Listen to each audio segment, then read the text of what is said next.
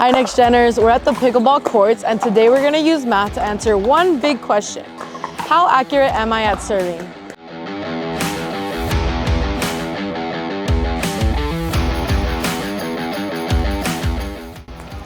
Okay, I'm going to be serving 15 balls into that zone.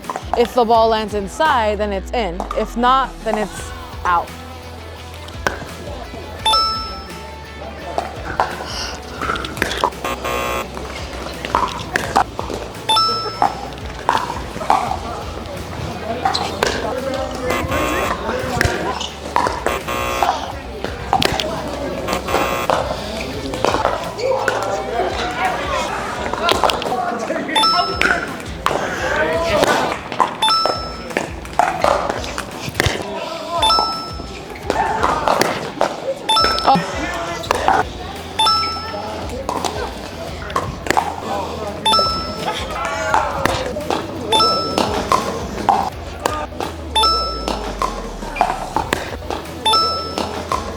Time for the math.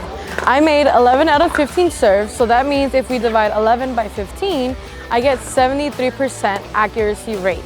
Not too shabby, right? So next time you're playing pickleball, remember that math is always in the game.